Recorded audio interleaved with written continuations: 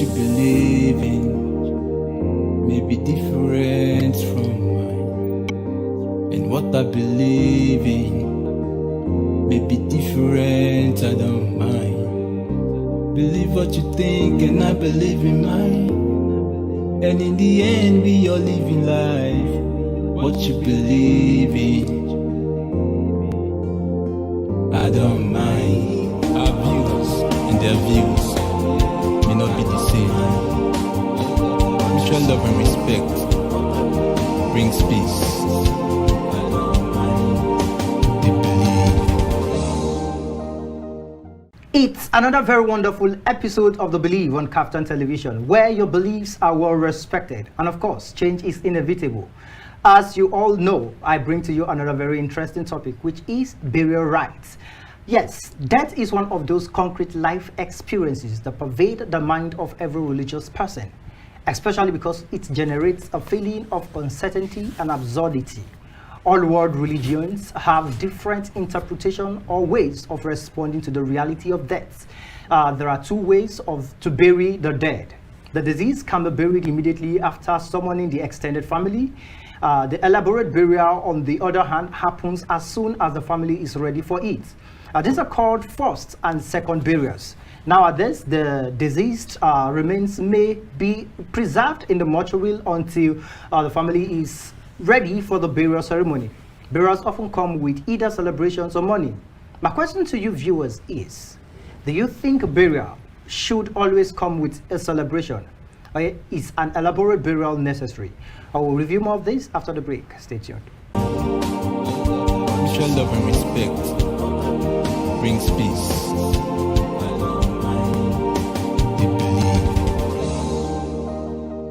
Welcome back. It's still The Believe on KAFTAN television, and we are looking at burial rites. Yes, in the three major religions in Nigeria, burial rites have been surrounded by many controversies. Some people believe that burial rites should be seen differently from cultures, while others believe that they are together. However, each religion has its own way of respecting the death. Even though all Christians profess faith in Jesus Christ as the Lord and Savior, there are rites of worship, ceremonies, and liturgy vary.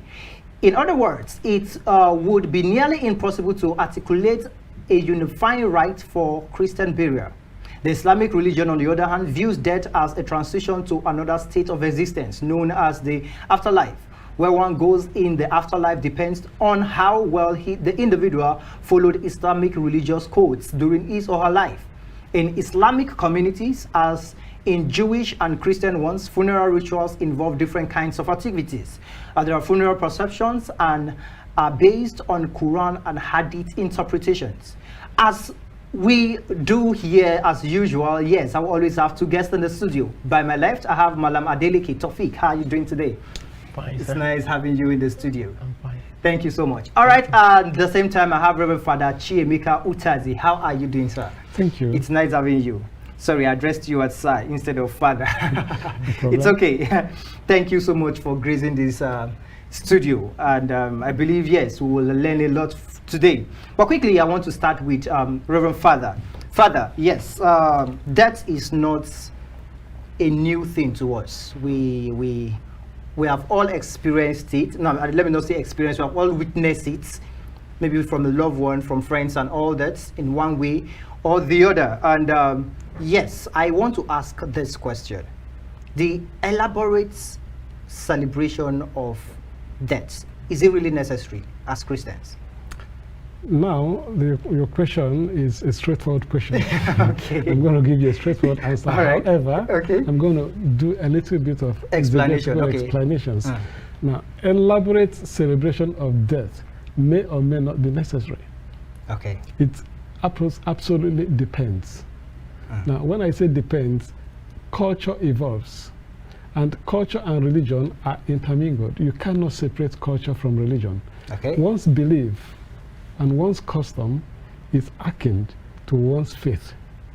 Okay. If in my culture we believe that a man or a woman, a person, when he or she dies, goes to join our ancestors okay, wherever they are and to watch over the living.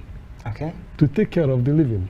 This is my cultural belief, which cannot be separated from my faith as a Christian. In Christianity, we don't believe that death is the end of life. Just like you said at the beginning, that the Muslims believe that death is a transition of life. In Christianity, we don't believe that death is the end of life. When a person dies, he begins a new trend of life, a new existence in a different realm, not in flesh and blood as we know it here. So that is what Christianity believes. And so when it comes to celebration of death, celebration means killing cows, killing goats, spending money, renting event halls, and squandering money. Now, that can be debatable. For Christians, for Christianity, like in my own church, for example, we try as much as possible to curtail that, because the celebration is meant for the living and not for the dead. Once a person dies, the person doesn't eat, the person doesn't drink. So we are the ones that are enjoying the drinks, the cows, and the food. And so we try as much as possible to reduce the expenses. However, we celebrate our loved ones. We celebrate their memory. We celebrate the life they lived with us. We don't just want them to disappear from our memories. And that's why we have pictures, we have videos. We keep those things in order to remember them. And once in a while, we do what we call a memorial celebration, a memorial service to remember them, because we don't want them to disappear completely from our memories. So, in other words, we are celebrating their memories. We're celebrating our lives. Okay. All right. I will just stop there. Malam Taofik, yes, we heard what he said. And from my preview or my intro, I said that the Muslims, they see death as a transition to another realm entirely. And I believe you share the same school of thoughts. But I want to quickly ask this question. Why is it that normally, or like it's a basic norm in the Islamic religion, within 24 hours, the dead or the dead must be buried? Thank you very much. As you have said, and I would like to start with where my father mentioned at that time. He mentioned about the life here. So in in Islam, we believe that there are 3 stages of life. There are 3 stages one human being will pass through. The first one is where we are. The second one is what we call Ayyam al-Barzakh, that is the life after death. What we are going to spend in the grave. Then after that, we are still going to have a day of recompense, a life when the judgment has been made by God Almighty. So that is about that. So as regards the issue of there are controversies about burying, even within the Muslim community. Really? Yes. You will see some people, they might even leave their cause for more than a year. And permit them in the mortuary. But the real thing, because Islam follows the dictate of the Prophet ﷺ. In one of the hadiths, he said, "Man hadatha fi hamrina." He said, "Whosoever make any new thing, hadha man laysa minhu, which you have not even commanded to do, what we are not do," he said, "We are going to reject it." So it has never been. Look at the companions of the Prophet ﷺ, the Prophet himself. There's never been a time where a cause is being embalmed for days. But before that, there are some things that we have to clear. I was discussing with one of my colleagues in my place of work. He was just making a joke. He said, "If you are a Muslim, you don't play with death too. If you play with death, they'll bury you alive." I say, "No, that's not." There are some things that once somebody dies, like the first thing is you call a doctor to confirm, is he dead or not. So you have the confirmation of that death. That is the first thing. So after that, there are some things that you close the eyes of that dead person. After closing the eyes, you pray for him and the likes. So after praying for that corpse, then there are things when you say want to perform their rites, you just of 3 stages. The first one is giving spiritual bath. So that is very, very compulsory. So it is compulsory for those that live behind the corpse. So corpse can give bath, but for other things when it's alive can do it. But this one is that for those that live behind the corpse. So then after that you observe the prayer. So the prayer is in congregation. So then after that, then take him to where the corpse will be buried. So it is very, very pertinent that when the corpse, there's no point in delaying the corpse, except for some reasons. Okay. So there are reasons. Yes, there to might be this now. reason. There are Possibly, reasons. yes. In the scholars' view, we have the various view about that reasons. Okay. For instance, now the relatives are not around, and the corpse lives in Ondo here, and let's lives very far away. And they decide that they want to see the, so they can't just be in the absence of the relative. They have to come around, possibly the son. But does the Quran admit to this, that for reasons the corpse can be delayed? Yeah. When Islam give a judgment, it gives rooms for something. If something happens like this, it happens like this. So those are the things that you have to consider. And one of the hadiths that mentioned about this burying corpse as soon as possible is one that is by one of the companions of the Prophet. He said, the Prophet said, hasten the burial. That is the point. It's a command. I want to get something. I'm coming to you further because I just want to get simple clarifications here quickly. The Quran said, hasten the burial. No, it's the Prophet. The Prophet said in the Quran. It was documented in the Quran. Let me clear that. Okay, clear that. There are two sources of information for Muslims. Okay. We have the Quran, that is direct from Allah to Prophet Sallallahu Alaihi Wasallam. Then we have the Hadith, that is the word said by the Prophet to his companion. Okay. The companion is the Prophet that is leading the companion now. There are two sources where we can take things. Information. Okay, but those information, are they recorded in a book? Yes. The book, what is it called? Hadith. Okay. Yes. In Hadith, sorry. That means there are the Prophet said, hasten the burial rites for a corpse. Yes. Right? Yeah.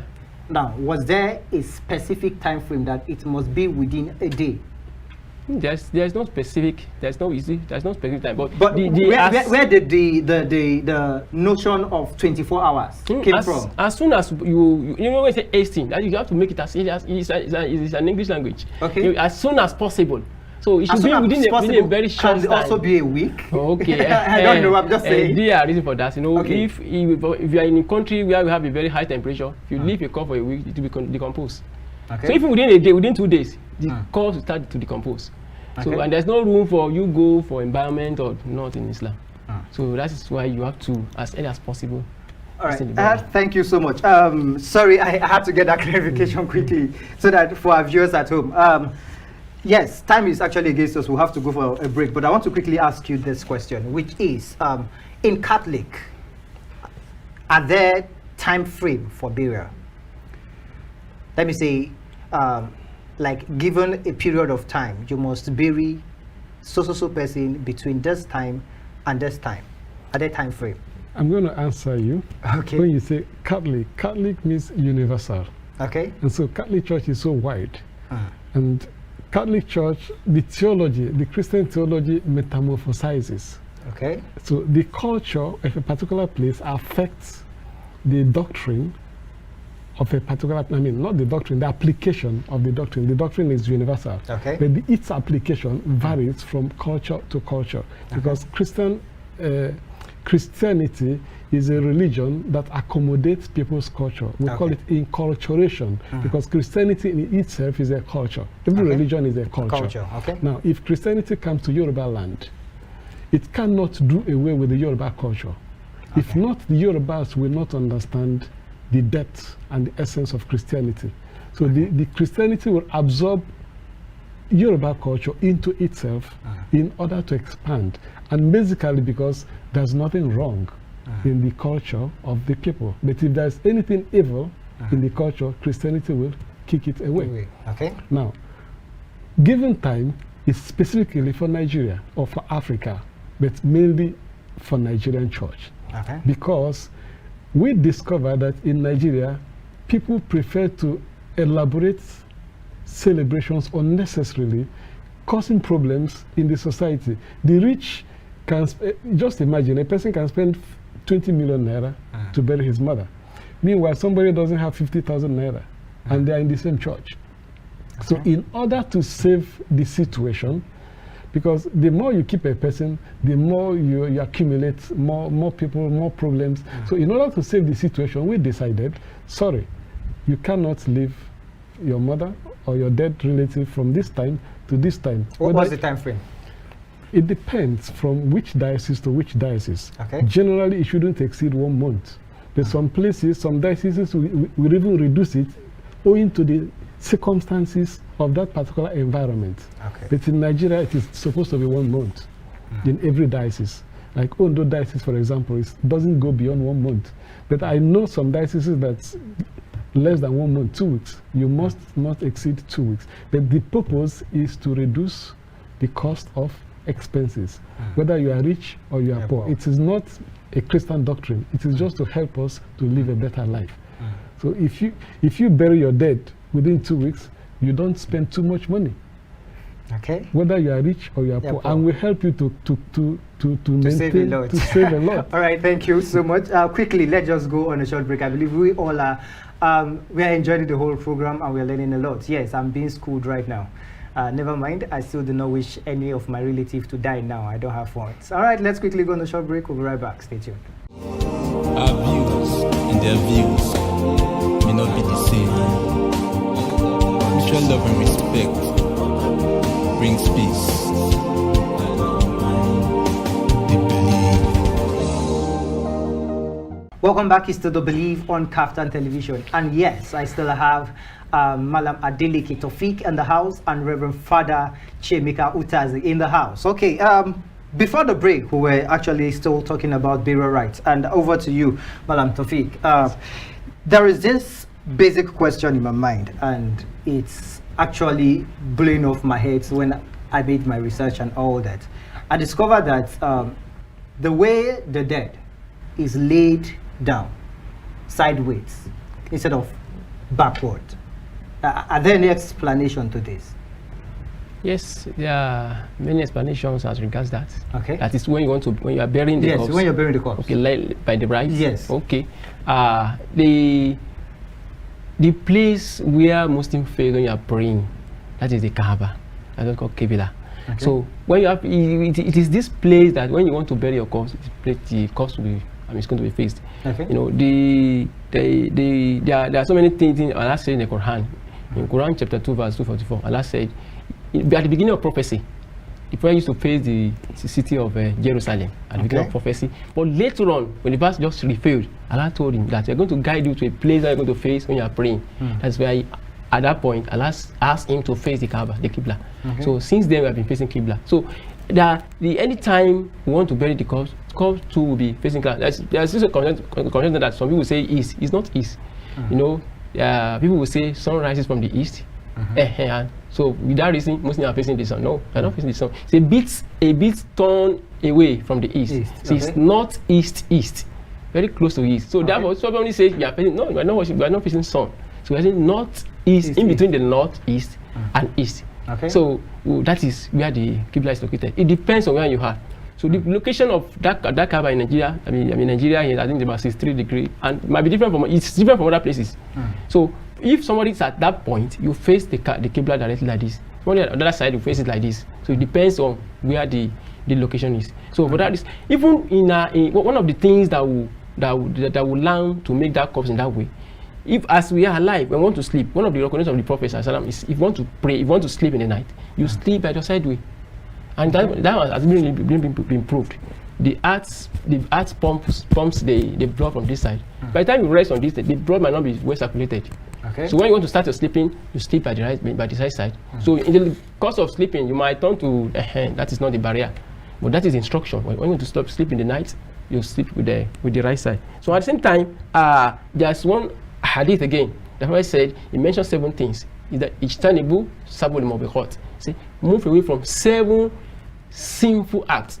So he mentioned them. In another he said 9. So he continued to mention them, and until the last one, he said, you going against the Qibla, that is the east, as we have said, so to say, against when you are alive and after your death. So anybody that is buried facing the other side is going against the word of the Prophet. And whosoever goes against the word of the Prophet, as I said, whosoever want to follow me is to follow my Prophet. Okay. What the Prophet tells you is what I support. So anybody that go against that, he has gone against the Prophet. I want to go against the Prophet, I've gone against the Allah subhanahu wa ta'ala. Wow. So. Wow. All right, I think I'll have to study this religion a bit. Okay, quickly to you, Father. cremation is actually forbidden in Christianity. Cremation of the dead actually is quite forbidden. You're making a statement. Yes, because I actually made my research. It's forbidden in Christianity. Why is that? Cremation is not forbidden. Okay. That's why I said you're making a statement. Okay. Cremation is not forbidden in Christianity. Like I said before, I always link religion to culture. Okay. Christianity as a religion, cremation is not forbidden because there are parts of the world that naturally their culture of burial is cremation. So you cannot go and tell them, stop burying your dead because you are now a Christian. Okay. So if you go to some parts of India and Nepal, their method of burial is cremation. They burn the dead and they put them in ashes. And they have a reason for doing that. And their spirituality for doing that. So you cannot go and tell them, no, you can't do that because you are now Christians. Now, this brings me to what we call body and soul separation. Okay. The body is this flesh. The soul is the animation of the body that you do not see. Now, a person is neither the body nor the soul. Okay. So a person is an integration of both the body and the soul. So what if somebody is in a plane and the plane crashes? Do you see the body? You don't. So does it mean that the person wouldn't make it to heaven? No. So the process of the burial doesn't actually inhibit the process of transition into heaven. Okay. Whether the person, what if somebody is in a house and the house gets burnt? What's the difference between cremation and the house being burnt? So it's just a matter of understanding the essence of life and the meaning of life and the spirituality of what we do as Christians. So cremation is not condemned in Christianity. So let me say a Christian that says instead of burying so person, we want to burn the person and keep the ashes is advisable. It is not advisable. Okay, okay. It is not advisable. Now, if you're a Yoruba man, you said it's not forbidden. Yeah. Okay. Now, if you're a Yoruba man, the Yorubas don't cremate. So if a Yoruba man dies and comes to me, and your brother comes to me and say, I want to cremate my brother, I will say, sorry. In this part of the world, it is not allowed. We have to bury your brother because that is our belief here. If I go to India, because I'm a Catholic priest, I can walk anywhere in the world. If I'm posted to India, the particular place where they cremate, I cannot tell them, go and dig a hole and bury your brother, because this is their faith. Okay. First thing, I have to understand why they do what they do, because there must be a reason. Every culture has a reason why they do what they do. I'm sure there is a belief behind that cremation. And I have to understand the spirituality and the belief before I can say it is good or not good. But as in itself, cremation is not condemned in Christianity. It's just a method of burying the dead. Okay, over time, sorry, I'm coming to you, Malam Taofik. Over time, you have not actually separated culture from religion, from everything you've been saying so far. And it's quite making the whole thing difficult for me right now. But I just want to ask this question, that if we are not separating culture from religion, and at this point the Christians actually still kick against some culture, like the Yoruba practice specific kind of culture, the Christian does not accept those culture, but you have not actually distinguished or separated culture from religion. How do you see this? Is it that culture, is it that Christianity is a mixture of wherever culture or wherever place we find ourselves, a mixture of culture as regard wherever we find ourselves? Nope. Christianity is not a mixture of whichever culture it finds itself. Okay. Like I said, there's what we call inculturation. Inculturation is bringing what is good in a culture into Christianity and removing what is not good. Christianity in Yoruba land, for example, where the Christians who came here, they will check what the Yoruba culture is, because you cannot tell a person, stop living your normal life because you're a Christian. You can't. Okay. So now when we come here, we tell them, okay, this is your culture. We investigate into the cultural practices. And then if we see that there's something evil in this culture, like there are some places that if a king dies, you have to kill 7 people to bury the king. as if the life of the king is more important than the life of the person they are killing. So the Christianity will tell you, sorry, you can't do this. There are places where female mutilation is allowed according to their culture, but in Christianity will tell you, sorry, this particular woman is not more important than this particular woman. We cannot allow that, even though it is your culture. So Christianity and culture are not actually 100% mixed up. Okay. We take what is good in the culture and we leave what is not good. Okay. I don't know if I answered your question. In between, you are saying that cremation can be permitted in specific geolocation. Yes. All right, thank you so much. I want to quickly ask this, Malam Taofik. Why is it an obligation in Islam for widows to observe 4 months of mourning after some period, and at the same time bathing with soap? Why is it like that? There are some superstition about or the belief of people about a widow should not bath with clothes, should not go to the market, should not even see the sun. That's not. So in the Quran chapter 2, verse 171, rather, Allah said that whosoever dies and left woman behind, that woman should stay at home for a period of 4 months and 10 days. Okay. For a period of 10 days, 4 months and 10 days. Except for those that is pregnant. If it's pregnant, you have to stay at home until that pregnancy is being delivered. Wow. So if that is the case, so for somebody who is to stay at home for 4 months and 10 days, there are some things might be difficult for him to get assistance in going to the market and some other things. He can go to the market. So there's nothing bad. How would somebody stay at home for 4 months without taking the bath? Okay. This is superstition. So we're taking the bath, doing that. But the only thing which is being forbidden from is putting on adornment clothes. So putting on all this attire, because the reason behind this is that to avoid that woman go out to another man and claiming that it is the dead that owns the person, the child. So that is what we want to avoid. Okay. So within the period of 4 months and 10 days, we have been very magnified that this person is pregnant or not.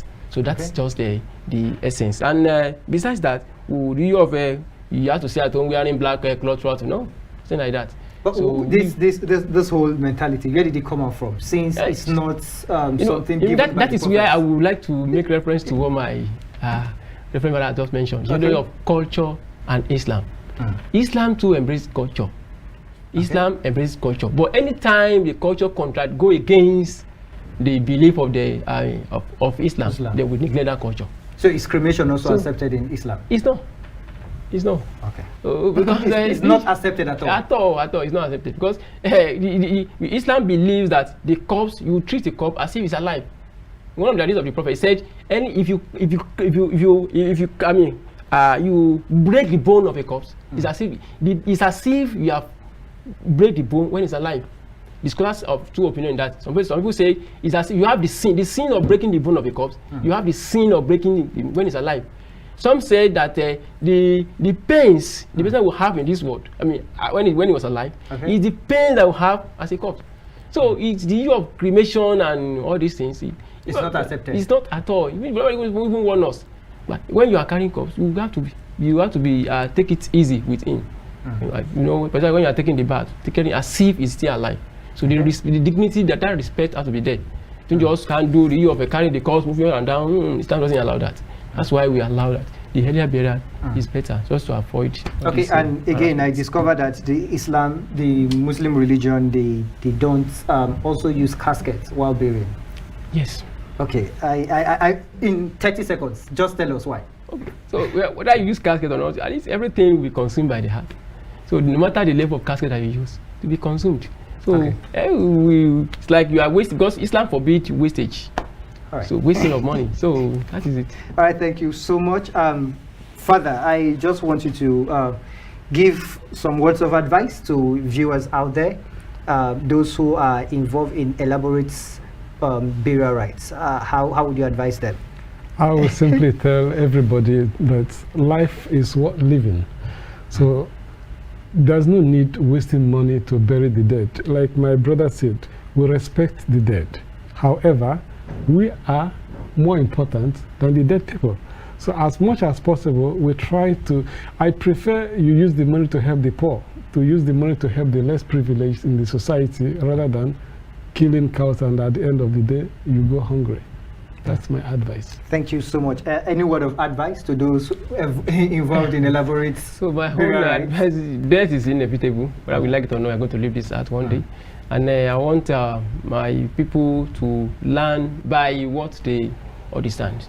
You know, people will just go out and do whatever they like, in contrary to what the dictate of God and His prophets. Okay. So you have to be strict with what you have learned so far. That's why what is called controversies among the Muslim community. People go this way. Learn what is the right thing, and you follow it.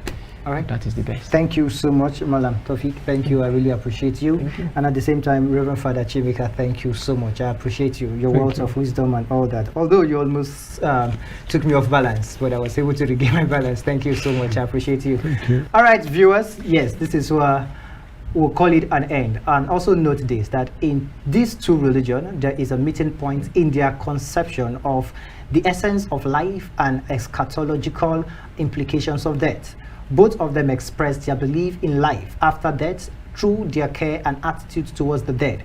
The eschatologies of Christians and Muslims fundamentally possess the dogmatic principles of heaven and hell. The just ones will be rewarded in eternal happiness, as God willed, while the unjust will face damnation. All right, this is where we'll draw the curtain. Until I come your way next time, I remain Prince Alex. Bye for now.